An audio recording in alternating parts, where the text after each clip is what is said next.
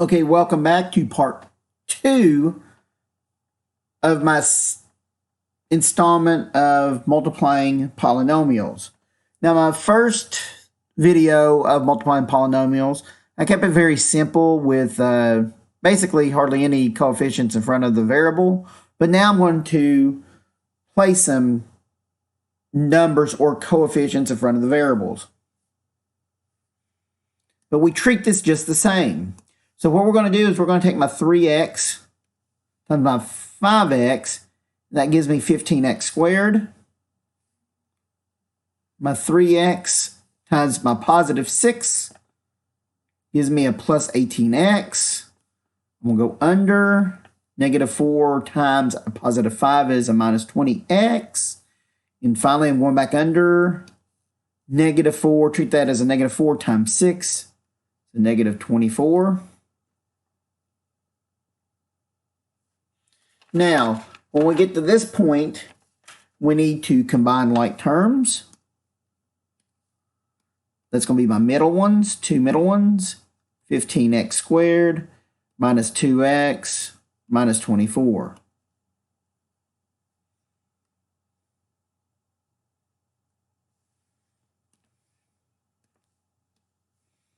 Now I've got 7x squared times 3x, which would give me 21x to the third power. 7x squared times 4 would give me a positive or a plus 28x squared. We'll go under. Negative 1 times 3x would give me a minus 3x. And finally, a negative 1 times 4 is a minus 4. Now notice I do not have any like terms. They're all different. So this would be my answer.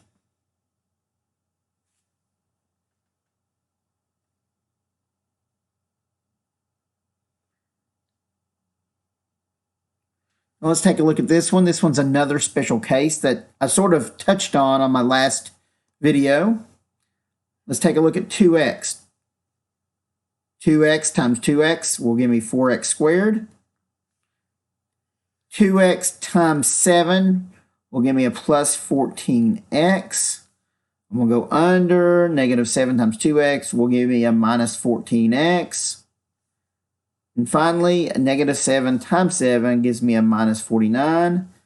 I want you all to step back for a second and see if you've noticed a pattern here. So take a look at my two middle terms. A 14x minus a 14x would cancel each other out. So what is left is 4x squared minus 49. And this is another perfect square.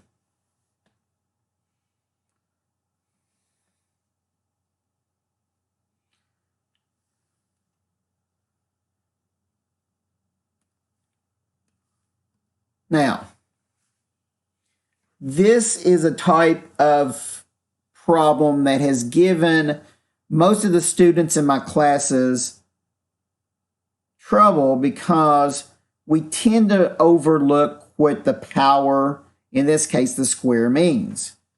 So I will typically, if we're going to miss this problem, I will have students say, okay, that's x squared, and then 4 squared is 16.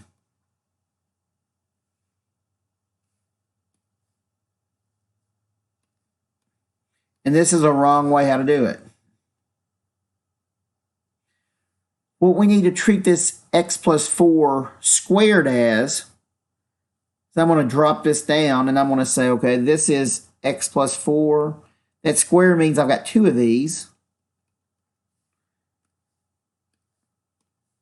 Now I'm going to multiply them. X times x is x squared. X times 4 is 4x. Go under. Plus 4x. And 4 times 4 is 16.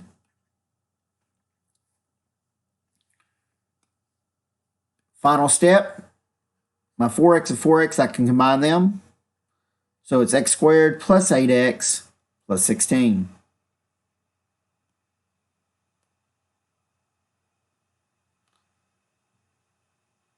I'll do the same thing with 3x minus 5 squared.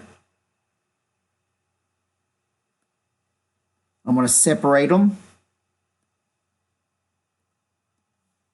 And I'm going to say 3x minus 5 times 3x minus 5.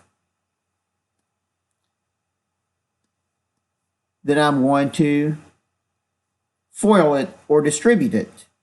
3x times 3x equals 9x squared. 3x times a negative 5 is a negative 15x. We'll go under. A negative 5 times 3x is a minus 15x. And finally, a negative 5 times a negative 5 is a positive 25. I always look to see if I can combine anything. In this case, I can. 9x squared minus 30x plus 25. Now finally, number 6, it looks a little bit different on my second set or my last set of parentheses because I've added another term in here. But we still treat this the same.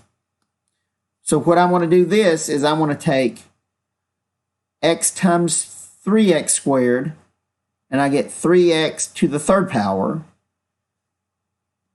X times a negative 4x is a negative 4x squared. And x times 5 is a positive 5x. Then in a different color, I'm going to go under. I'm going to say 1 times 3x squared is 3x squared. Go under again. 1 times a negative 4x is a negative 4x. 1 times 5 is a positive 5. Now I need to sit back and see, do I have any like terms? Well, in this case, I do. I've got 2 sets of them. I've got x squared and x squared, and I've got an x and an x.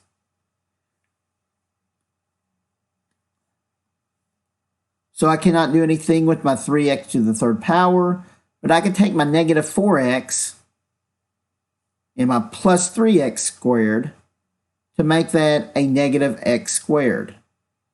And do the same thing with my 5x and my minus 4x, and I get a plus x, and then I cannot do anything with my plus 5.